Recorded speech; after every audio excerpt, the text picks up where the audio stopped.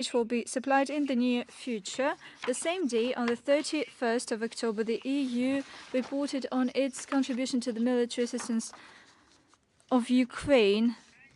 The official of the European External Action Service, Nabila Masrali, reported that since February, the EU has supplied from the European Peace Facility over 3 billion euros so that Kyiv could purchase weapons. And that is exactly how the EU assesses peace. And as you might know, these funds are given to militarize the Kyiv regime. Authorities and business communities in the US, the UK, Canada, and the EU ignore the interests of their citizens. They fund and arm the Nazi regime in Kyiv, and they capitalize on billion-worth contracts for the weapon supplies. This protracts the conflict, exacerbates the economic situation in Western countries, and liberal democratic regimes propose to their citizens to tighten the belts, as they say it, in order to live through the repercussions of anti-Russian sanctions that they invented, but also to fund the militarization of Kyiv and to supply and support the Ukrainian economy. They did it initially, and now they are saying to tighten the scarves because it's getting colder. Let me remind you that unlike a tightening of belts, tightening of scarves could have some unpredictable repercussions. Another form of Western support to Ukraine is the supplies of foreign mercenaries to take part in military hostilities. The soldiers of fortune are recruited by the American and British entities, by the French private companies, far-right organizations in Germany, Spain, the Czech Republic, Italy, and other countries. According to our data, over the past 8 months, they recruited over 8,000 mercenaries, and the biggest number of mercenaries came from Poland, the US, Canada, Romania, and the UK, despite the fact that many countries legally ban these mercenary activities, and they persecute these activities. Over 3,000 of foreign mercenaries were eliminated, and the same amount of mercenaries came back home. Such assistance by the West, including large-scale supplies of weaponry and mercenaries, training of Ukrainian fighters, and funding of the Kyiv regime, only protracts military hostilities, increasing their involvement in the developments in Ukraine, and reinforce their status as a party to the conflict. Many facts of inadmissible ways of hostilities by the armed forces of Ukraine, military crimes against of Ukrainian groups, and Western support by the Kyiv regime reinforces the need to address our tasks to alleviate the security threats. And as our leadership said, these tasks will be implemented. So this concerns to the peace and war. During the conference of the IAEA, the Secretary of Energy of the US called to stop interaction with Russian companies that supply nuclear technologies and fuels for nuclear power plant. When we draw your attention to what is happening around the Zaporozhye nuclear power plant, in this absurd logic and spirit, we are told that we are shelling ourselves when we call the whole international community to resort to the tools of the international organizations and their own capabilities to realize and to prevent the disaster that could happen after the nuclear blackmail by the Kyiv regime. And nobody pays heed to our calls. At the same time, they could use the platform of this conference in order to discuss Russian calls in this regard. Instead of it, they do exactly the contrary thing, the opposite thing. The US tells everyone that when it comes to peaceful use of nuclear energy, everybody else should not cooperate with Russia, and not only are we talking about scientific arguments? But this is a political call. Such statements are made by senior officials of the US, not for the first time. And this is nothing new. It has nothing to do with the current situation that started developing right now. And it is not anything new for the 2022. The US officials made their statements way before that. In April 2020, the US adopted a strategy on restoring their leadership in the global nuclear energy, and it already raised an issue on squeezing Russia and China from the nuclear markets by using political methods. And currently, Madam Granholm just hides behind this special operation to achieve the same goal that was set previously, a couple of years ago. In 2020, this task was set in the doctrinal document of the United States. It has been developed for quite some time, and it took more than a month or more than 6 months. And here we're talking about manipulating time and space. The rationale behind such actions are quite clear. Washington was a leader in nuclear energy, and this is testified by the number of nuclear energy units that were designed by the US and the number of nuclear power plants worldwide. But that is a thing of the past. Currently, the US is one of the outsiders. They lost their production and the engineering school. Given the task to decarbonize the nuclear sector, the White House decided to restore the nuclear sector, and naturally this requires funding. And in order to get this profit on funding, they need to have some time. At the same time, there are no firm guarantees for the return of funds. However, fair play is nothing that the US is supporting. It contradicts the spirit of the US exclusivity. I have an advice for those who want to develop peaceful use of nuclear energy in the United States and cannot find funds. You can just calculate how many funds of the US taxpayers went for the support of the neo-Nazi regime. It's not millions, it's billions. Tens of billions of dollars. And to this sum, you can add all those billions which were officially voiced in the White House and the State Department were spent for changing the Ukrainian regime, which actually led to an active confrontation and then in this situation. So you'll receive a huge amount of money, which could be enough for the United States to make their peaceful use of nuclear energy revive and become a progressive one.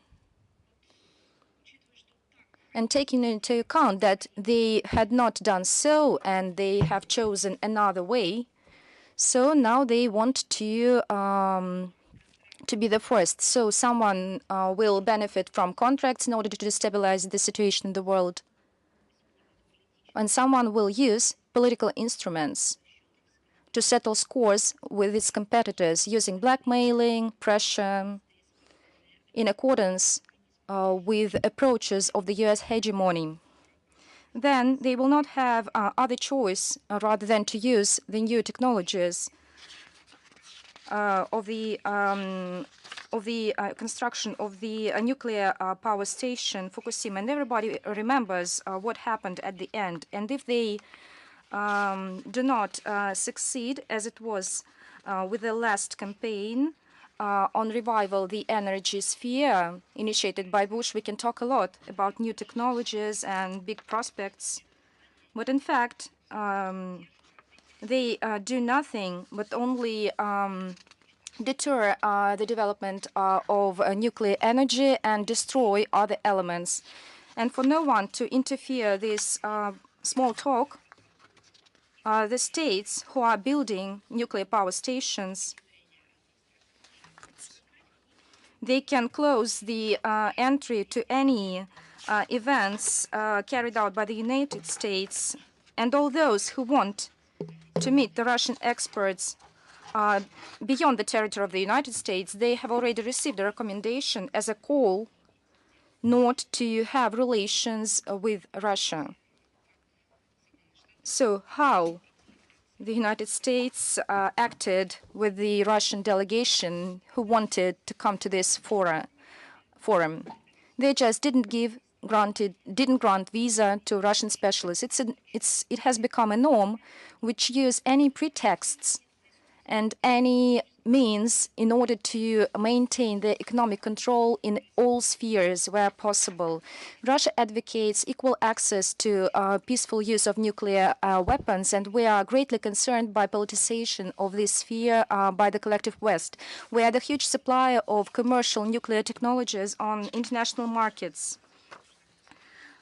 We want to develop our international cooperation in nuclear technologies and fuel, focusing on interaction with the states who are guided with sense and national interests. We are ready for equal cooperation. We do not recognize the U.S. hegemony, and we do not want to use this blackmailing against our competitors as Washington does. We are very competitive, and everybody knows this very well. Norway, we paid attention on the level of combat on the increase of the level of combat readiness launched by Norway on the 1st of November. It would not bother us except for one aspect. This unprecedented step is described by the Russian actions, which led to the most dangerous situation. No, it was not us. It was your steps. You are collective West.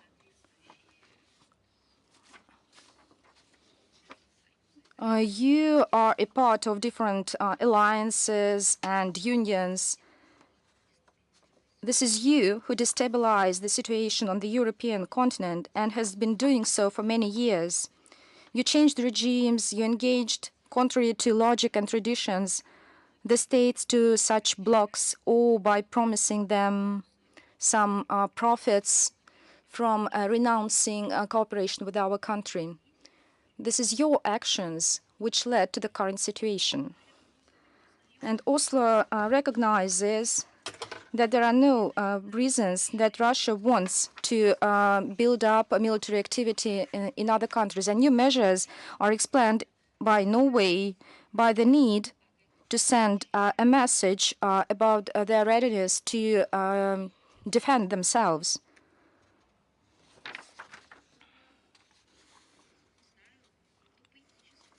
So it deserves some poetic comparison, such approaches. We need to state that aggravation of this threat from the East and all these fantasies concerning our country and what it does, this is used by the Norwegian army in order to hide their own actions and to justify their huge spending for military purposes. It is also worth mentioning that Oslo is increasing military presence in the regions bordering with Russia. Under declaration that Norway does not threaten anyone, Norway even, in fact, on a permanent basis, deployed foreign military bases. They buy modern equipment. Oslo is among the most active supporters of NATO's involvement in the Arctic.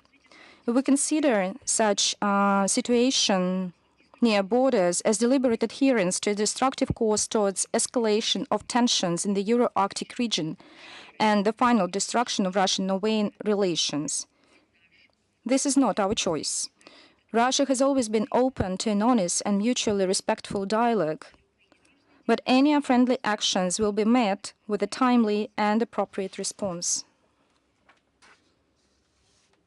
Moldova. We paid attention to statements by Blinken on 26th of October about the inclusion of 9 individuals and 12 legal entities on U.S. sanctions list under the pretext of fighting corruption and interfering in the Moldovan in the elections in Moldavia.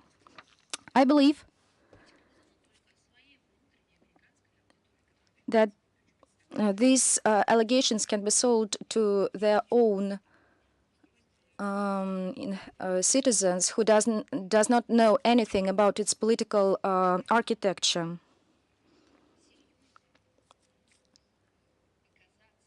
So who can seriously treat such statements as something significant on this in the post-Soviet countries? This is a politicized decision adopted by the Secretary of Finance, U.S. Treasury Departments, on a wide range of aspects. First, the decision was made in the midst of serious social and economic difficulties in Moldova, popular discontent with government actions and protests in Moldovan society. Secondly, the events of many years ago related to corruption scandals and electoral processes in the Republic of Moldova were chosen as an occasion. Third, the list of new people on the sanctions list looks extremely contradictory. On the one hand, it includes people and companies that work to strengthen Russian-Moldovan relations. On the other hand, it includes, for example, Hitnyuk. It's a fugitive Moldovan oligarch and politician who took anti-Russian position and acted, and which is important, in the interests of the United States. This is once again another project of Guaido, when a man did not appear to be unwanted. They say that he did not manage, he was not successful, and now he is on the sanction list, as well as Tikhanovskaya and so on and so forth. I believe that we will see this moment very soon. So this situation in Moldavia can say is that the real purpose of the American decision was not to care of democracy and the struggle against corruption. I would like to remind you that the head of the Committee on Foreign Affairs in the U.S. legislators, who is pursues a Russophobic policy, who always called with some unreasonable ideas in order to unleash conflicts across the world. He is accused of corruption. The citizen of the United States who headed and heads the Committee of Foreign Affairs in the legislative authorities of the United States of America. So these attempts to hide behind it has nothing to do with this situation. Now they are trying to distract attention from the internal political and economic situation in Moldova. And they just acceded to the Western shoulder. But who can admit them to this Western shoulder? We need to save representatives of the Moldavian leadership who associated their policy with the policy of the West, and in fact it completely failed. Another pretext is settling scores with the unwanted representatives of the local opposition to stir up anti-Russian sentiments in the Moldovan society. Some lessons can also be learned from this situation. If now the U.S. imposed sanctions against Platanyuk, who I mentioned some years ago was their political favorite. So as for the present Moldovan leadership, does it have any guarantees that they won't be the next in the same sanctions lists? Now they receive support from Washington, but the same support Pakhatnyuk received from Washington, from the same Washington. So the current Moldovan leaders may find themselves in the same situation. So everyone convinces himself that that this situation won't happen with him, and something goes wrong. We have repeatedly stressed that the U.S. politicians as well as special services, they just pull back all those who compromise them. We consider sanction decisions of the United States accepted under far-fetched pretext as an interference to their political internal affairs in an attempt to have a negative impact on bilateral Russian-Moldovan relations. Yeah. Right. Today, November the 2nd, marks 57th anniversary of the leading UN development organizations established through the merger of UN Extended Program for Technical Assistance established in 1949 and the UN Special Fund established in 1958. Program carries out activities in more than 170 developing countries to date. Key activities of this program is to support assistance for structural transformations required to sustainable development, to build resilience to crisis and calamities, as well as to support global efforts to implement the 2013 Sustainable Development Agenda. The Russian Federation has a vast experience of cooperation with the UNDP. Thus, from 1997 to 2011, under this program, Russia implemented 150 projects with a total funding of $180 million. In 2011, our country stopped to receive UN assistance, and in 2015, Russia signed a convention on partnership with the UNDP, and we became a donor of the international development assistance. This is why we created a trust fund under the UNDP auspices to provide technical assistance for developing countries. The geography of our cooperation with the UNDP includes such countries as Armenia, Belarus, Kyrgyzstan, Tajikistan, Uzbekistan, Cuba, Serbia, Laos, Cambodia, Guinea, Zimbabwe, Botswana, Madagascar, as well as a number of small island developing states. We also have initiatives in disaster management with Kyrgyzstan, Cuba, Syria, Philippines, Vanuatu. Our project activities with the UNDP are mainly focused on poverty reduction, rural development, adaptation to climate change, water management, disaster risk reduction, and early recovery, social economic empowerment of women and youth, assistance for integrational processes in Eurasia spread the Russian expertise. The total project portfolio includes $151.5 million, from which $95 million come from the trust fund, and more than $30 million were raised through co-financing from national and international partners and from the UNDP itself. So this initiative helps us to provide direct long-term assistance for more than 6.5 million people in need and indirectly improved the well-being of 21 million people in friendly countries. We congratulate our partners with the UNDP and look forward to continue our fruitful cooperation with the program. Today, November the 2nd, marks the International Day to End Impunity for Crimes Against Journalists. I would like to remind you that it was established in 2013 by the UN General Assembly decision following the kidnapping and murder of two French journalists covering military conflict in Mali. So this date intends to remind the international community of its obligations to provide security for journalists and other media professionals who, due to the nature of their career, face real threats and dangers. 10 years after, since the establishment of the International Day, we are obliged to state that the global situation in securing in providing security for journalists is far from excellent, and in some directions is truly depressing. The system of obligations to protect journalists and the architecture of multilateral institutes aimed at facilitation of practical realization have failed to pass this test of universality and impartiality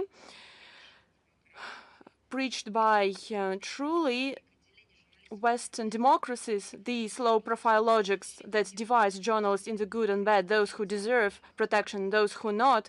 So this logic has infiltrated in formal independent structures, led to its discreditation and dysfunctionality. Otherwise, we would hear them to condemn those who implement sanctions against them or encourage pressure on correspondents who carry out these criminal website Mirotvorets, the organizers and perpetrators of this brutal assassination of Daria Dugina. We would hear some condemnation of those who shelled a group of journalists with high-precision missiles. Oleg Klokov died, for example, in such an attack. We would hear that, but we do not, because they do not consider people who represent a number of media. They don't consider them journalists, neither humans, because any human who devotes himself to this career, who is aimed at covering the situation for the sake of others, for the sake of the society, for the sake of social groups. So I believe that he should be protected, should be sympathized with.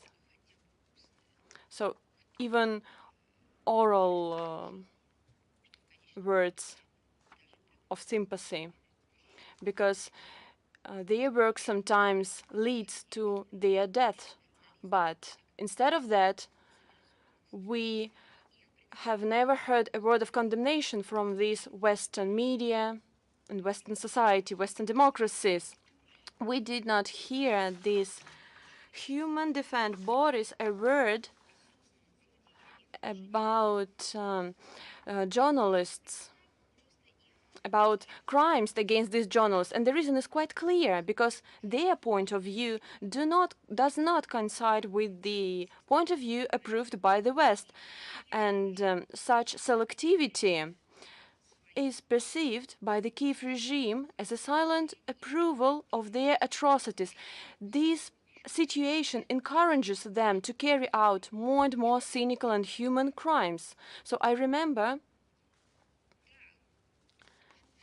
yes, it is outrageous domestic crimes, and I remember that such domestic crimes lead to response. We were obliged to carry out an investigation, provide information why those journalists faced these crimes. And by the way, we fulfilled our obligations. We fulfilled them unconditionally, professionally. Please tell me why right now there are so many people, so many journalists, representatives of traditional and new media. They were assassinated on the territory under control of the Kiev regime. Please tell me, do they need any assistance, any protection? Why the OSCE, who cares about Russia even after our withdrawal, why these structures, bodies, do not want to tell something about these crimes? And they have special structures, special bodies carrying out these type of issues. For us, this day is another occasion to remind journalists who passed away by carrying out their professional duty, our responsibility to bring those responsible to justice. We would like to believe that the initial meaning of the International Day will be sometimes revived, and the obligations of the international community to protect journalists from these attacks, despite the type of the media. So this won't be an empty word, but a blueprint for actions. Another date on the 13th November, the 3rd, marks 85th anniversary of the Brussels Conference of 1937, convened because of aggression of militaristic Japan. This historical event is undeservedly ignored by the academia, but let's remember the lessons of that day, because they are relevant. The materials of the conference provide direct evidence that the Western international community, led by the US, pursued a policy of appeasement not only against Nazi Germany, but also against militaristic Japan. Indeed, despite the fact the American side, as a guarantor of the Washington Treaty of 1922, which contained principles of peace in the Far East, Washington was responsible for tough collective response to aggressive ambitions of Tokyo. As we know, Japan withdrew from the League of Nations, and Beijing's appeal to the organization to stop the Japanese invasion required a convening of a separate international forum, and the Brussels Conference of 1937 became such a forum. Initially, Washington obstructed the USSR invitation.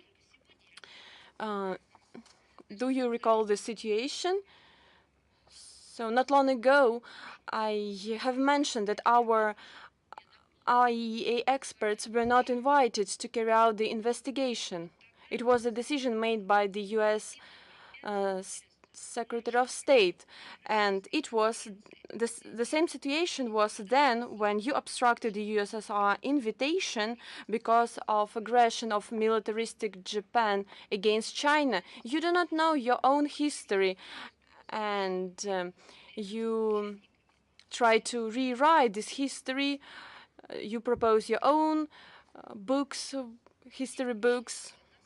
First of all, Washington didn't even intend it to let us enter the conference, and then it changed its tactics and started cynically declaring that the Soviet Union could independently achieve an end to aggression against China by acting against Japan. But as developments showed, the US manifested its determination to reap a benefit from this Far East conflict by bringing Japan closer to a military confrontation with our country. And we have a number of examples, for example, the conflict on the Lake of Hassan or conflict in the Rio of Halhengol. As for the Brussels conference, the Americans were going to take the same stance a year later in Munich. So they firstly declared the necessity to restore peace between the warring powers, but they did another thing, because it was in the interest of the Imperial Japan that in its message to the conference urged the participants not to interfere into its affairs with China. In these circumstances, the Soviet delegation led by Litvinov urged to defend territorial integrity of China and create collective security against aggression, and only by these consolidated actions we could stop the conflict. Soviet representatives consistently insisted on adopting sanctions against Japan, but all these attempts failed, and later this defeat of Washington later turned against the same Americans because Japan attacked the Pearl Harbor. We shouldn't forget all these historical lessons, and all the evidence hidden in the American archives must be disclosed. From 6th to 19th of November, the 27th session of the Conference of the Parties to the United Nations Framework Convention on Climate Change will take place in Sharm el-Sheikh with a Russian interministerial delegation led by Ruslan Edelgiriev. The forthcoming event will focus on adaptation to the adverse effects of climate change, as well as the elimination of loss and damage caused by this process. The relevance of strengthening work in these directions is evident in view of the devastating extreme natural phenomena that primarily affect developing countries. The Russian Federation notes the necessity to maintain substantive and non-politicized discussions on climate change, which is key to progress towards achieving the goals of the Paris Agreement. On the margins of the conference, Russia will organize a special event with the representatives of business and academia to present national approaches to reducing greenhouse gas emissions and adapting to climate change. And as you know, on November the 4th, our country celebrates National Unity Day, commemorating the developments of 1612, when People's Militia, under the leadership of Minin and Pojarsky, liberated Moscow from Polish invaders by demonstrating courage and unity of the people, regardless of its origin, faith, and social class. This state holiday, in accordance with the federal law of 2004, has been celebrated since 2005 and as a day of military glory since 1995, and is a tribute to the glorious past of our motherland. It symbolizes the stability of civil peace, as well as respect for patriotism and courage of our ancestors who, united, defended the sovereignty and statehood of Russia, and uh, those who stand for cultural dialogue.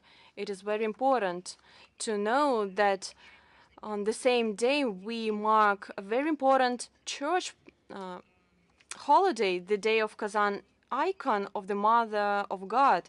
So it is no coincidence because our soldiers praised in front of this icon before the military campaign. So I would like to say that this day we are going to say necessary and important words of support of that really unites us. So I'm ready to ask your question. Народная жизнь. Is an international life with us today? I'm ready to take your questions. Yes, good afternoon. In the Western media, more often we see articles that underline the necessity to force the Kiev regime and Mr. Zelensky to have negotiations with Russia. What do you think? What is the probability that Zelensky will be forced to negotiate with Russia? You see that this presumptory attitude that there's a probability of something or somebody will force something to do something, what will happen in that case? I think this is not applicable to the situation. We are basing ourselves on facts and evaluation of the situation, that we have a certain demands that need to be fulfilled, and we are not thinking of some probable models of events that even may not happen. We have to state that there are some issues linked with the lack of consistency with the Western countries' approach to the situation. They have a lack of unity, or they have a low cohesion in their ranks. We see how day after day the tonality of their statements changes. One day they stand for negotiations, then they support victory on the battlefield, or they could support the unconditional victory of the Ukraine. Next day they will support negotiations and peace, and the next day they will be against Russia and everything that stands for it. Then we will base our opinion on the goals and tasks that has been determined by the leadership of our country. We will base ourselves on facts, and will be open to any negotiations, any contacts, and we will never close the door for them. You already know that our experts maintain dialogue in even in the most adverse situations with all stakeholders that have the desire to hold negotiations. But with that, we are founding our position on our national interests in the current situation. Thank you so much. Thank you. Next, is Rush today with us today?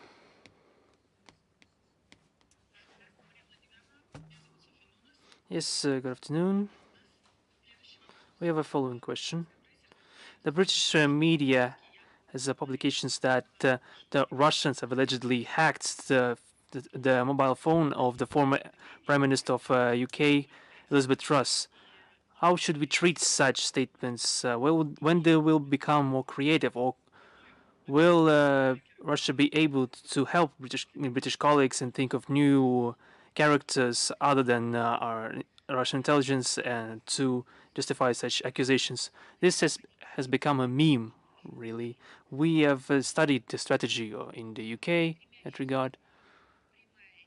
The statements and answers to the questions on the part of their officials and their endless manipulation of those leaks through the same British tabloids. That's their strategy. There's been a huge amount of fake news articles appearing in the United Kingdom's press. There is a lot of rumors, maybe some true information mixed in with it, but this all appeared in the British media. It started a chain reaction of turmoil. They started to tie it in with other information and to stop it or to reject this information. You need a very simple thing. You need Elizabeth Truss in her official capacity, which she used to have, judging by the situation when the British media stayed as the ground zero of the event, as they say, returning to her capacity in that moment, she should just remember the exact situation and tell it how it was. Is there anything simpler than that? Second, there needs to be a reaction on the part of the British government. They have a Council of Ministers, they have a press service, they have speakers. This is an occasion to go public and state something, not as a leak that has no value. It only confirms this endless information manipulation, but just to be honest and state how it is, really. All questions have been formulated already. Was there a hacking attempt? Were there any messages that have been mentioned in the tabloids? Or some other nuances that have been mentioned? That's it. Then there will be no speculation, there will be no fake news, everything will be clear and logical. Why this has not been done yet on the British side? This only confirms that they have something to hide. Unfortunately, or fortunately, everything is very simple. If you have no other questions, then we proceed further. Do we have Vedomosti with us today?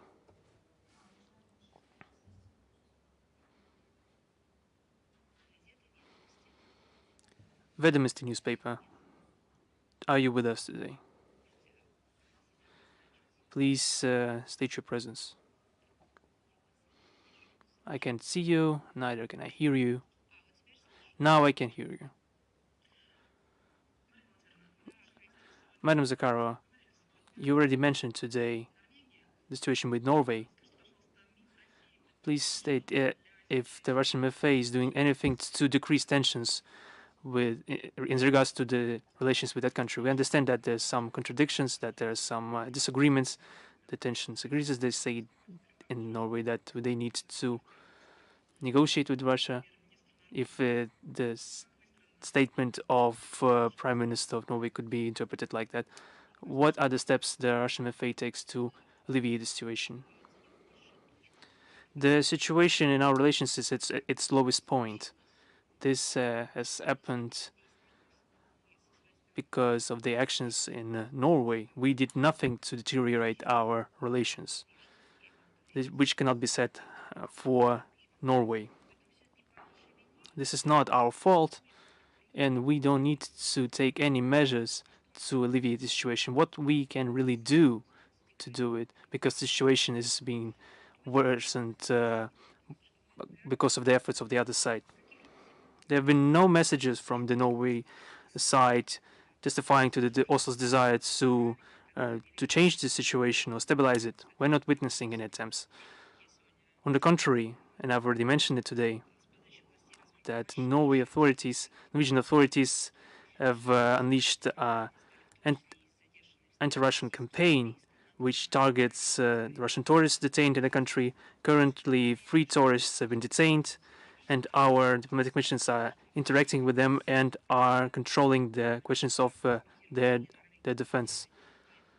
We have commented on Norway's efforts to increase military presence in its territory, especially near the border with Russia. We have mentioned it and provided facts today. This is another destructive step in that direction on the part of Norway. It is what it is, so that's how I would formulate it. If that's all, we are going further. Is CNN News India with us today?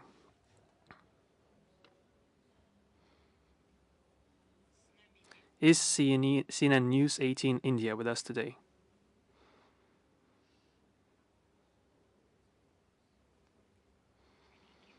Your colleagues? CNN News 18 India. They are not with us. Is Regnum with us today? Yes, good afternoon. Yes, we'll first give the word to India. One question. This is regarding India's import of crude oil that is happening in the last several months. It has increased several times, but there are reports that it has decreased in the recent weeks. Could you confirm that report? And also about this annual meet that happens between India and Russia, where Indian Prime Minister Modi is supposed to go to Moscow this time. Will that meeting still happen? Or will the Prime Minister Modi and President Putin will be meeting on the sidelines of G20? Could you please confirm? Ну, что касается организации встреч на высшем уровне, As for the meetings on the highest level, this is coordinated through the line of the President's administration of the Russian Federation. If we're talking about cooperation between India and Russia, it has been traditionally built on mutual respect and trust and careful consideration for the national interests of each country. We are preserving the intensity of cooperation on the highest level, in bilateral format, on the key international fora. Contrary to the illegal Western sanctions, the volumes of our trade have grown, and we are fulfilling our contracts in key areas and still building contacts in the area of culture, science, and technology. If you have any additional questions, I'm ready to answer them.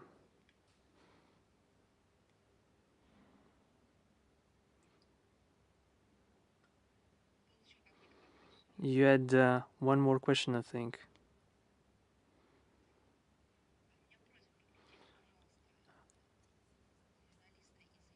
Please connect the journalist from India, if you could. You had one more question, as far as I recall. You had one other question, I think. Is that right? As far as I understand, you had a question regarding the imports from import of crude oil. I can say that if I got this question correctly, regarding the shipments of Russian oil and gas to India is one of the most important avenues of our cooperation with India in the area of energy. We have a common goal to make this cooperation as mutually beneficial for both countries as possible. The actions in that direction are checked and harmonized through our relevant agencies. We are not limited by the traditional, for the Western capitalism, there's the paradigm of maximizing profit, which is brutally capitalist paradigm. It is important for us to preserve the spirit of Russian and Indian friendship, which is expressed in itself in the form of our especially privileged strategic partnership. We are firmly convinced that our both countries will not infringe upon the interest of the other. We recommend our colleagues not to trust speculation circulating in the media regarding the establishment of price limits on oil.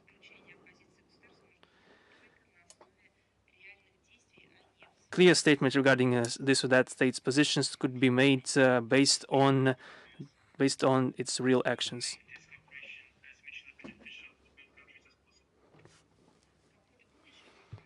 Did you have any other questions?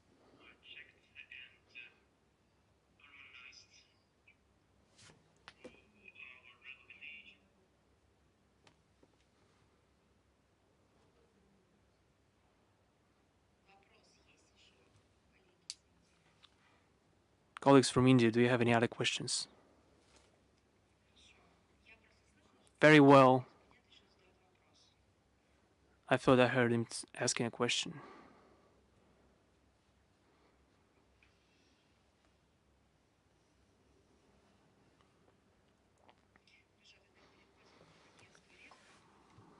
Now we are moving forward to Regnum Agency. Добрый день. Good day. I have the following question. Serbian authorities say that during the recognition of independence of the DNR and the LPR, Russia was guided by the Kosovo precedent, and this led to increased Western pressure on Belgrade. And now, according to Serbian authorities, the US and the EU want to make Serbia swiftly recognize Kosovo in order to put this argument out of the hands of Russia. Was it really the case? Was Russia guided by the Kosovo president during the joining of the DPR and the LPR, as well as Kherson and Zaporozhye regions? Do you use this notion of Kosovo precedent in your diplomatic practice? And does this situation around Kosovo has any similarity with these new Russian regions?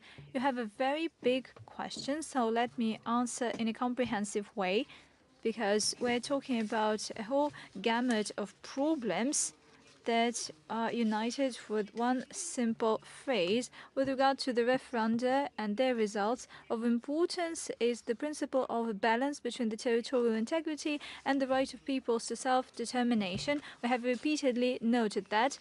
Let us consider that the right to self-determination, just like any other international rights, were enshrined in Article 1 of the UN Charter. It was reaffirmed in Article 1 of the 1966 Covenant on Civil and Political Rights, as well as Article 1 of the 1966 Covenant on Economic, Social and Cultural Rights. The Declaration of the Principles of International Law that has to do with diplomatic relations and cooperation between states in line with the UN Charter. And let me remind you, we are talking about the document of 1970. This document highlights the principle of sovereign equality of states that includes inviolability of territorial integrity and political independence, as well as equality and self-determination of peoples. At the same time, the declaration highlights that during interpretation, the application of the basic principles of international law, one should be guided by the fact that they are interconnected, and every principle should be considered in light of other principles. If we talk about this in more simple words, this is not a buffet where a person just does the cherry picking and he chooses what he pleases to choose, and he doesn't pick what he doesn't want to. That is not the case. These are all interconnected things. When it comes to the balance between the principle of territorial integrity and the right to self-determination, it raises a lot of debate and issues, and this matter has been addressed in the 1970 declaration in the following way.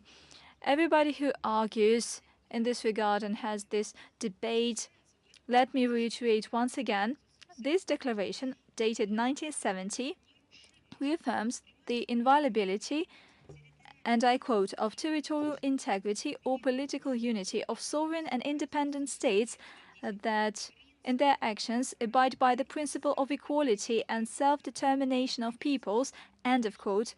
And the next quote, and hence have governments that represent, regardless of the race, religion, or color of skin, the whole of people living in this territory, and end of quote.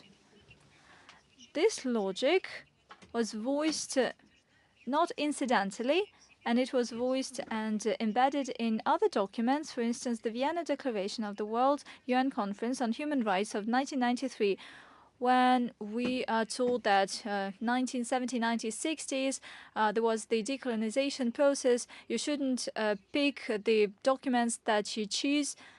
But in 1993,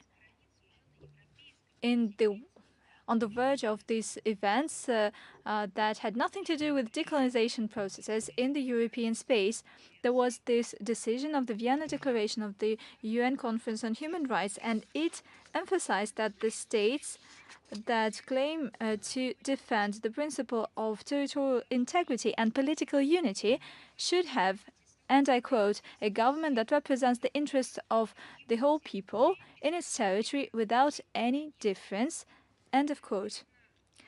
Clearly, now let's get back to the situation around Ukraine. Who could be considered such kind of government in Kiev? Who is representing the whole of the Ukrainian people without any separation and division? The only thing they were doing is, for many years, highlighting the difference between people on various grounds. They were segregating people, that's one thing.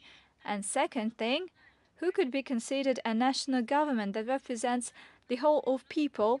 This should be decided during the election if we're talking about a democracy, and that is the kind of a political order that is enshrined in the relevant documents of Ukraine. And in this case, the government came to power as a result of a coup d'etat, and it was funded and supported in military terms by the country's external countries. And this government represents not the people of Ukraine in all its diversity. These governments represent the interests of foreign countries, companies, governments, firms, companies, and everything else that did not meet the interests of meet the principles of the international law. Let me emphasize once again, instead of representing the interests of people, if we're talking about 2014, since 2014, these people have been engaged in war against their own population, and this has turned into the stage of a military conflict, and the authorities after 2014 have been implementing military means against their own people, as well as economic suffocation. The mentioned declaration of 1970 emphasizes, and I quote, the creation of a sovereign and independent state, a free joining to an independent state, or joining of it and association with it, or establishing any other political status that is freely determined by the people, is a form of carrying out by these people of the right to self-determination. End of quote. Now let's move on to the qualification of referenda in line with the Constitution of Ukraine. It has no influence whatsoever on their qualification under the international law. Let us wait till Regnum joins us once again. I can hear you and I can see you. So once again, let me highlight that the qualification of referenda in line with the legislation and the Constitution of Ukraine, it has no link whatsoever to the qualification under international law. The practice shows that the implementation of this right of people to self-determination by separation and joining with other states due to objective reasons cannot be carried out in line with national legislation, and it has the relevant wordings in the international law. It was reaffirmed by the International Court of Justice, the accordance with the international law of the Unilateral Declaration of Independence in respect to Kosovo. That is an advisory opinion, and according to it, the common international law does not have a ban that would be applicable to declarations on independence. End of quote. With regard to Kosovo, we make reference to the decisions, to the international legal decisions that were adopted by international legal bodies. And that is the matter. The Kosovo incident gave rise to a number of international legal notions, and we make reference to these notions, to these definitions. It is not confined to a single case. They give a general paradigm, a general description that has to do with other cases. At the same time, with regard to the memorandum that was presented to the court by the US stated there that the Declaration of Independence may and basically often violate the international law. However, it doesn't mean that a violation of the international law took place. The UK, in its memorandum, highlighted that, in general, the international law does not ban exit or separation. It does not guarantee integrity of the preceding state from internal movements that lead to division or independence that is supported by the relevant peoples. End of quote. So this is not a private opinion by British or American politicians. It was not a slip of the tongue by Biden or Truss. And in this case, everybody says, well, you understand that how we can make reference to their words, you understand their state.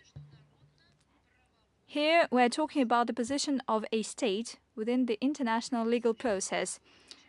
At the same time, when it comes to Kosovo, unlike former Ukrainian territories, it pertained to the act that was adopted by the Parliament of the Republic. I'm talking about an interim institute of self-governance. On the 17th of February 2008, it declared Kosovo's independence unilaterally. When I hear the same statements whether the Kosovo president is a precedent for the referenda in Donbass and so on, I would like to remind you that with regard to this issue that we are discussing, there have been no referenda whatsoever in Kosovo. How can you call a precedent when there was no referendum in Kosovo? With regard to Crimea, Donetsk and Luhansk, these referenda did take place there. As for the international legal assessment that was given by the international legal institutions and the direct participants to these events, we do have these assessments and we can relate to them. With regard to the referenda, the DPR and the LPR, let me remind you, they were sovereign and independent states. They were recognized by Russia by the decrees of the president on the 21st of February 2022. At the same time, the DPR and the LPR were recognized by Syria on the 29th of June 2022, by North Korea on the 13th of July 2022, by Abkhazia and South Ossetia. The republics had international treaties, for instance with the Russian Federation, treaties on friendship, cooperation and mutual assistance. It is also important that the DPR and the LPR for the first time had this referendum on independence in 2014 for the first time. And I do remember the attention of the media, international media, whether these results would be considered as an action plan. Let me remind you the reasons behind this referenda. Back in the day, Ukraine had a coup d'etat with the use of force that resulted in a number of oppressive measures against new authority, against their citizens. And in line with the legal framework of the Ukrainian state, we saw that there was infringement of the rights and freedoms of national minorities, squeezing of the Russian language from the daily life, persecution of civil society, attacks on the freedom of expression, freedom of religion. And this was the opposite thing to what has been enshrined in the international law with respect to the territorial integrity and sovereignty of states.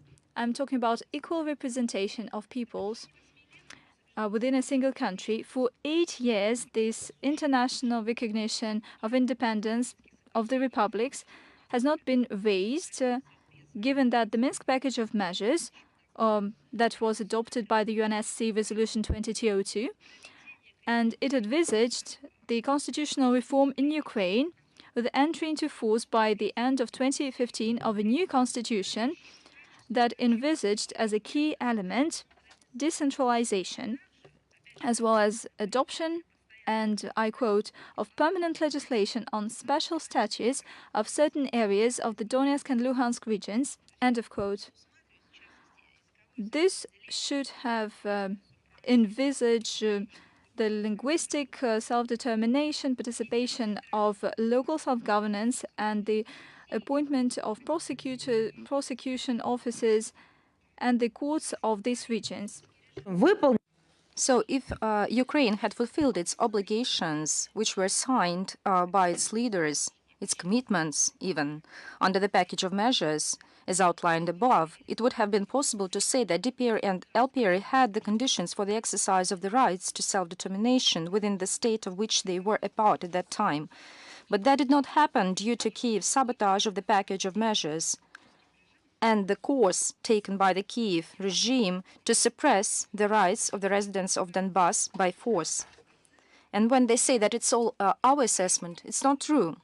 Ukraine's top leadership made no secret of the lack of even an intention to adhere to the Minsk agreements. The former president, Poroshenko, repeatedly stated that he had authorized the signing of this package of measures with the only purpose of buying time to strengthen the country's army. So you can have a look at the Poroshenko's interview with the Polish newspaper Gazeta Wyborcza, published on February 15, 2020. So this is a person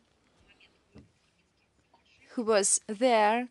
He was an active party who elaborated these agreements and who signed these agreements. The tragic context is also the fact that the Kiev regime, with the approval of the West, established a blockade of Donbass, stopped the payment of pensions and social benefits, made it impossible to conduct normal economic activities, and prevented the delivery of humanitarian aid, which created unbearable living conditions for the population, incompatible with the exercise of the right to self-determination within one country, with Kiev.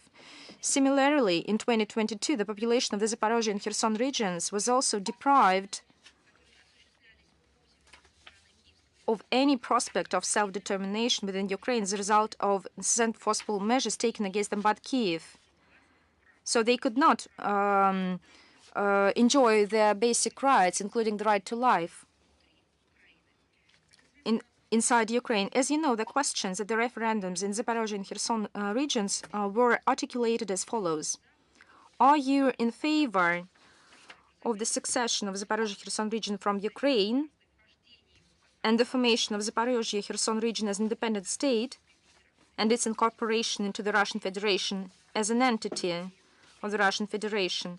Thus, the respective subject on the basis of referendum and further on, using its sovereign right, initiates this initiative to be a part of the Russian Federation. So don't believe these simple words, these formulations. The West countries like such formulas, such injected stories in order to simplify its own manipulations. That's the international legal part. If we talk about tweets or memes, some funny pictures, we can simplify everything up to such an absurd. And then it will be no surprising that this leads to such kind of problems. So further on. So is channel Respublika Moldova, Publica TV with us?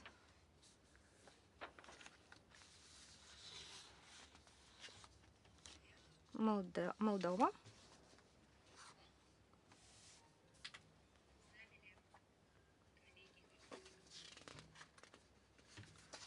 Do we have Moldovan channel?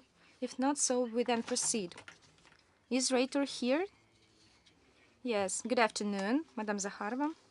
We have two questions, and I would like to make some clarification, and I cannot answer. There were reports about resumption of the grain deal. This was first stated by the president of Turkey, Mr. Erdogan, and then the Russian side reaffirmed. Maybe the Russian ministry has some prompt comment. We fully trust the Ministry of Defense, and this comment was made by my colleague. So all the information has already been submitted by the Minister of Defense. If we have some additions or you have some additional questions, you can send them to us and we will answer them if we have any additional information. Thank you.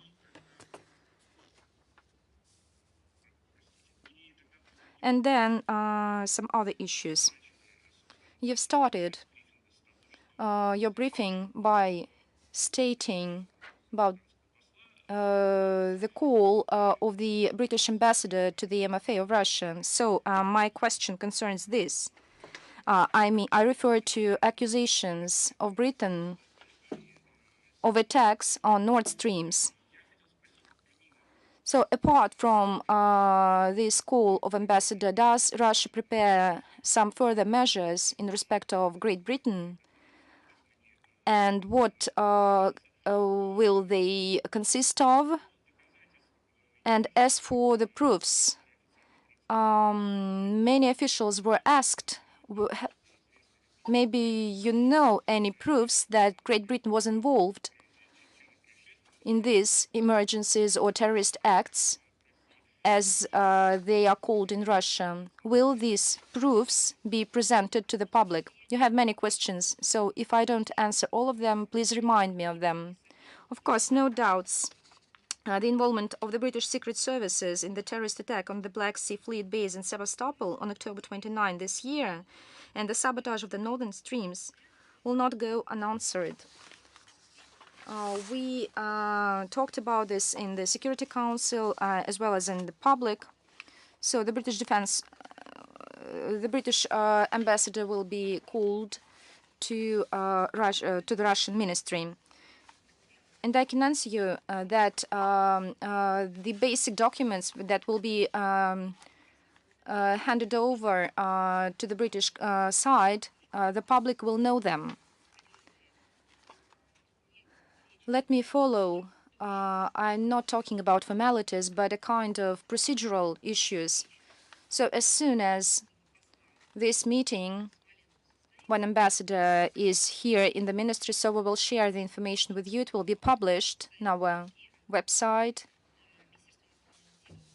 and in social media. By the way, we also mentioned the reaction of the British Defense Ministry did not go unnoticed. They try to deny responsibility, taking into account, it's very strange, taking into account the numerous facts confirming the direct involvement of British specialists, and they know in advance answers to all questions. The fact that this was an attack, so nobody has doubts in it. This fact is confirmed. It is fixed, taking into account that the British and the that this region has a lot of equipment, including drones, satellites, and some other equipment within this area. So they know very well.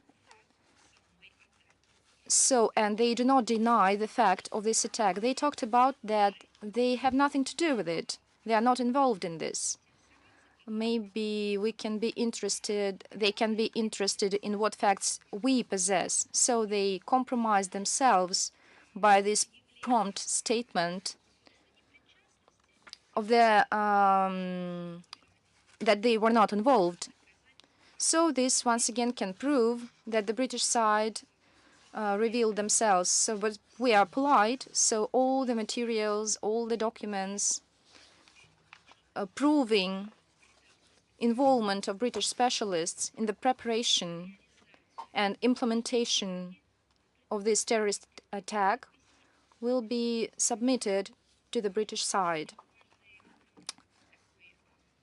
Another important moment is that, as you know, many asked, the so-called terrorist act, or as you call it, terrorist act, this is a zone of where the humanitarian operation is realized, even if it was a commercial program or just a civil infrastructure. And in this case, even this is an attack with the use of these means qualified this way, because deliberate destruction of civilian infrastructure is qualified this way. So the situation is even worse here, because it's the zone where the humanitarian operation is implemented, which the whole community monitors. And so we were outraged. We were even outraged by, and our representative to the UN, Mr. Nibenza, that the lack of any reaction, the UN reaction to this attack, we need to remember this. It's not just a civil infrastructure. It's not commercial cargoes. This is a humanitarian mission. It's a humanitarian operation the West insisted on, including London and Great Britain. So we provided our guarantees to secure this deal. So we secured it from our side. And armed forces of Ukraine, by attacking with the use of the relevant equipment, made everything to destroy, unless they failed, to destroy the whole chain, the infrastructure chain for this humanitarian project. So if you have some other questions concerning this. No, I've heard your answer. So I'm a good girl, everything remembered. So let's proceed. So you have another question. The last question does not concern the grain deal. It does not concern the situation in Ukraine. It is about elections that took place yesterday to Knesset, where the former party, the party of the former minister Netanyahu wins. And the question is that on the eve of elections, many mass media in Israel, first of all, with reference to their own resources, said a lot that after the elections, and in case of victory of Likud, the position of Israel can be changed and can become more pro-Ukrainian. In particular, they mentioned that Israel can deliver lethal weapons to Ukraine, and not just the humanitarian component as it is now. Does the Ministry of Foreign Affairs make a comment on this? Are there any concerns that this can be that Israel can start such a policy? Of course, the Israeli mass media have their own sources, and you also use all the sources that are available, without seeing no secret allusions about open or closed sources. You can have a look. You can analyze what was stated by the current Israeli leadership. You make reference to some Israeli mass media saying that their position can become more pro-Ukrainian or less pro-Ukrainian. It doesn't matter. But I would like to draw your attention that the current leadership of Israel said that they have the only position, and that it is a pro-Western and pro-American position. So that is why I think we should not find any sources, unidentified sources. We'll just base on what is said in open space that they associated themselves with the Western and American line concerning this policy. I believe that this is their own affair, but in my opinion, the leaders of Israel, it would be beneficial for them to develop cooperations with Russia, which they have done for many years in many spheres. And of course, to listen to the Russian arguments concerning Ukraine, because everything that was the cause that laid in the causes of the conflict in Ukraine has a legal dimension, especially which is so sensitive to Ukraine. This is revival of neo-Nazism, nationalist, inhumane ideology, which is revived. I don't see anything that can obstruct to perceiving our position on the part of Israel. This position is in line with all that Israel has been advocating as a state and as a community. So, in my opinion, this goes in line with the national interests of Israel itself. I mean, they share our views. Unfortunately, many of this is not perceived as it should be. As for elections, yes, on the 1st of November there were held elections. As we see, the official results will be stated not later than the 9th of November. So the government will be formed. I don't think that we need to anticipate the results of these elections by any official comments or other analytics. We believe that the new government will pursue the policy on developing multifaceted cooperation with Russia, which has been demonstrated for many years. As for us, we are ready to this. As for Ukraine, I have just made a comment on it, and our arguments is not only an emotional position. It's not just historical and exclusively our memories. It's an international legal position, and so we defend it. And as for referenda, today I've stated all this in detail. So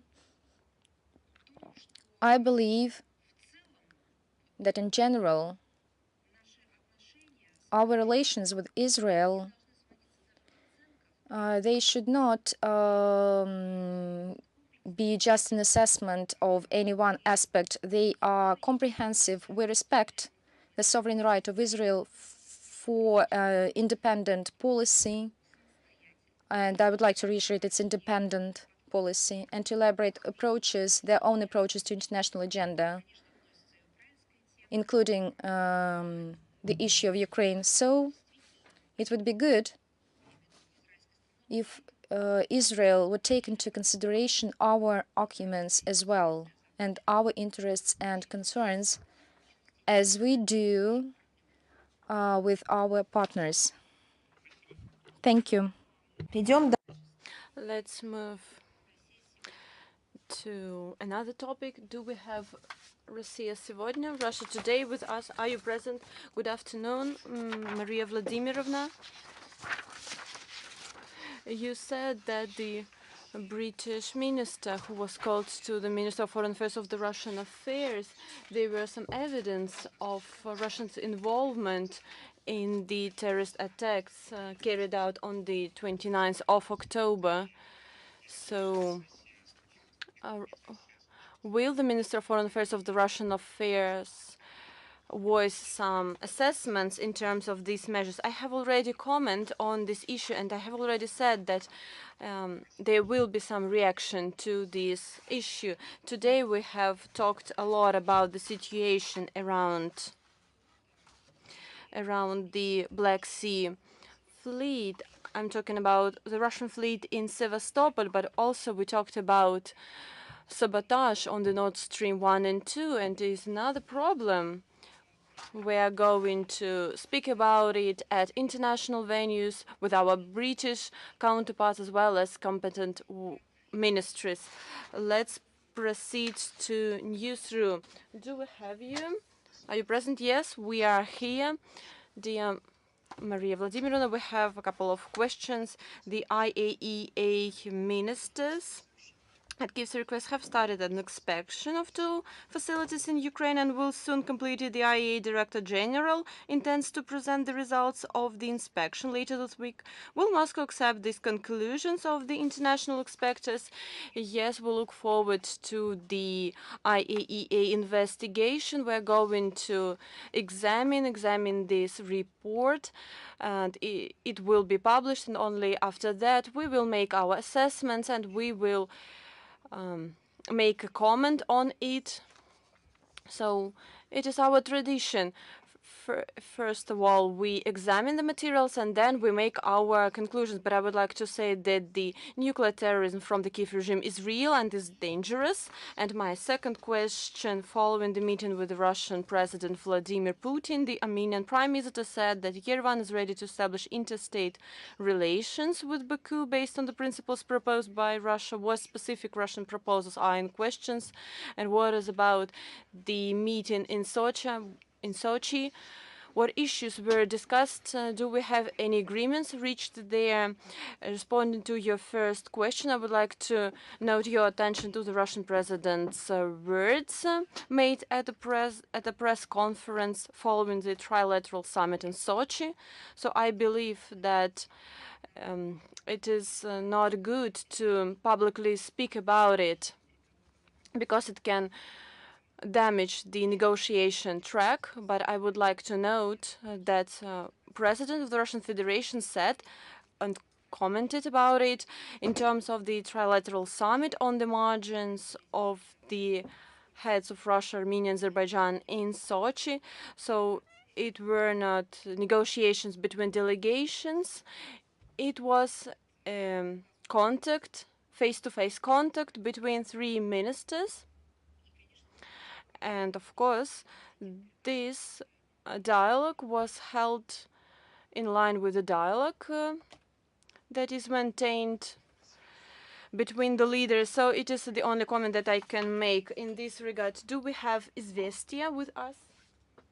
Yes, my name is Anton Zalesnitsky. Dear Maria Vladimirovna, you have already said, you have already mentioned this topic, and my other partner have already asked about it.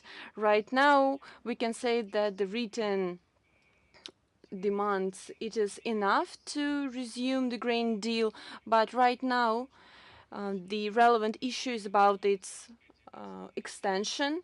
It expires on November. So can you comment on the Russian prerequisites to prolong this deal? Please do not mix the things. Right now we have witnessed a terrorist attack against an object of civil infrastructure, and we need safeguards, security safeguards to implement this grain deal. Right now the Russian foreign minister said that we have already received these guarantees. Right now we are considering its extension of the deal, and in terms of the extension of this grain deal, then we commented on our requirements and our demands. For example, I mentioned it last time at our last briefing. We will consider these topics according to the situation around the grain deal, but I do not want to make other comments because it will be in detriment of the developments. Please pay attention to my comments I made last briefing at the last briefing. So I believe that right now it is not good to comment more on it because there are two different topics, and I do not want these kind of information to be present. Thank you a lot. Do we have the Republic of Moldova public TV with us? So no, I cannot see you. Let's move on. Then, do we have the China Media Corporation with us? Yes, we are here. We have the following question. The Russian leadership, as well as the Russian president, is ready to negotiate with Ukraine. I would like to quote him: "We're ready to talk with the West on reducing tension, but only if there are realistic proposals based on the equal approach." Does this mean that Russia is ready to negotiate only with the EU countries and the US and not with Ukraine itself? What kind of proposals could be in question, and what would contribute to the resumption of a dialogue? So I believe that you cannot see the statement made by Zelensky or made by the Kiev regime, because this statement has already converted into a federal law. It is a law stating that it is impossible to hold any contacts, hold any dialogue with Russia. So that is why they blocked, the Kiev regime itself blocked the negotiation process. People said that they, by adopting a law, prohibit themselves to carry out any negotiations. So I urge you to address this question to the Kiev regime. It is up to them to answer this. So I would like to remind you one more time that the current crisis in the European security is a direct consequence of a complete lack of agreement of the collective West. And we have had to face this tendency for many years. Since the end of the Cold War, the skills of traditional diplomacy, as well as the search for compromise, have been substituted by blackmail, intimidation. So instead of negotiations, they armed themselves with a disregard, this disgraceful attitude towards the views of others, unshakable conviction of their own exclusivity. So they have the rights to decide the world's fate and the world's future. And the culmination of this destructive line was the arrogant refusal of the Westerners to discuss our proposals on security guarantees announced by the Russian side at the end of 2021. And it was not coincidence. It happened because the US had withdrawn from the most agreements that ensured this stability and strategic security. And sometimes they withdrew it, doing it brutally. And we understand other issues. Diplomacy does not like a long vacuum. In the foreseeable future, the world will sit down at the negotiation table at traditional ways to work out new rules of coexistence based on mutual respect and equality in line with the UN principles. We have repeatedly stated that if everything wants the same thing, that is to avoid global catastrophe, great war, global war, and Russia, as you can see, Russia is trying to refrain from taking extreme measures. So we reiterate our readiness for dialogue, but at the same time defending our national security. So if everyone is for peace, for peaceful coexistence, then we need to hear each other, to understand each other, consider the interests and concerns of our partners, despite our preferences.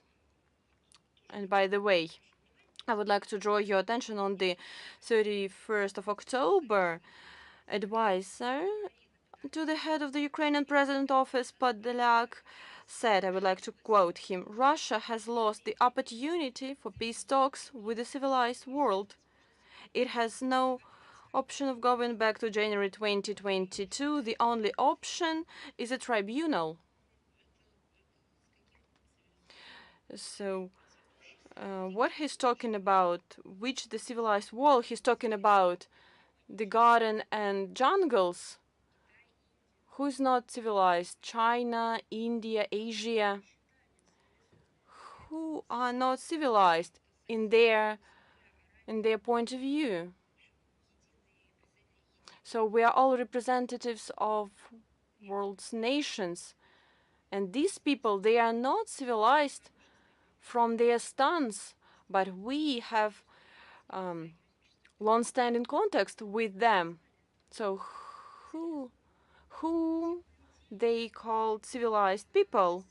These people who do not respect the agreements they themselves signed, that people who divide people into good and bad, these people who are corrupted and who are trying to corrupt the best values, the best traditions for the sake of their own interests, that people who carry out terrorist attacks against civil infrastructure.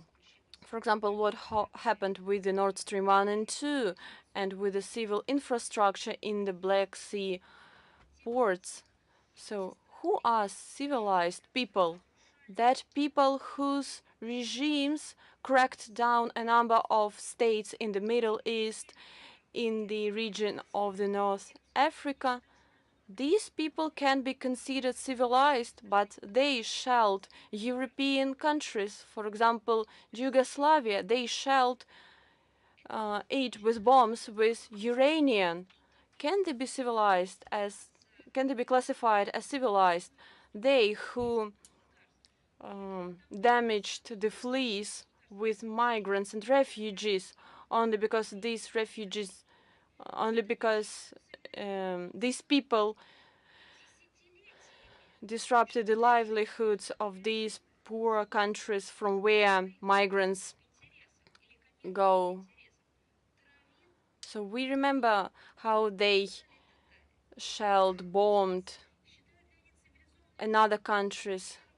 Can we classify civilized people who fund the terrorist groups in the North Caucasus? These people who killed, murdered children, civilians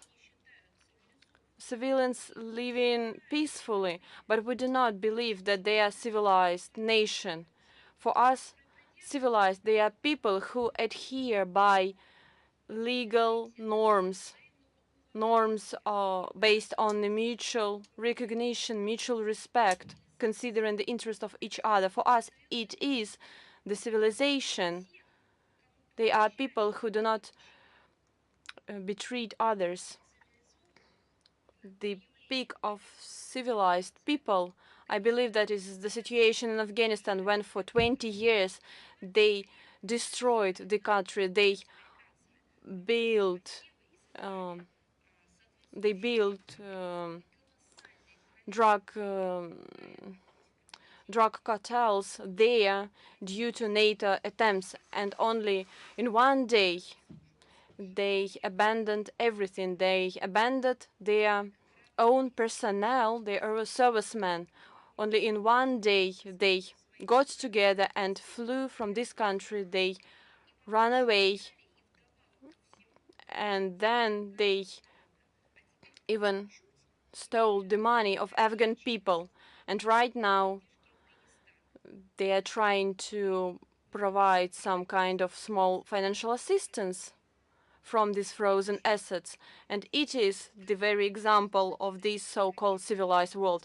So if you are going to comment on it, you should know the historical context, the history itself.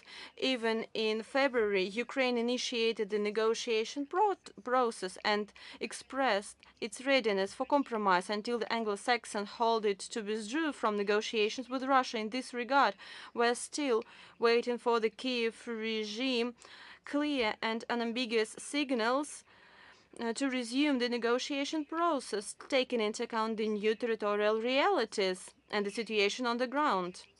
At the same time, if they adhere by this logic, and we believe that it would be wrong to say something about their positions and sides, they themselves should define with whom they are. They coordinate their position with Brussels, with the EU and the US. So we're hearing from that Russia is not ready for dialogue, but still they seem not to see how Kiev itself blocked the negotiation tracks in terms of the engagement with the US and the EU. We witnessed the well-known methods of this cooperation. It is double standards, blackmail, hypocrisy, and inconsequential actions. Our proposals regarding security safeguards have been rejected, and currently the United States are blackmailing the countries of Asia, Africa, Middle East, and Latin America, forcing them to join the illegal sanctions against Russia. Washington and its allies in NATO continue to pump Ukraine with weapons and are spending billions of dollars for that, while protracting the conflict and doing it especially and continuing the bloodshed. The Russian leadership is always dedicated to diplomatic methods of resolving conflicts. Today, we, as ever, are ready to use this instrument.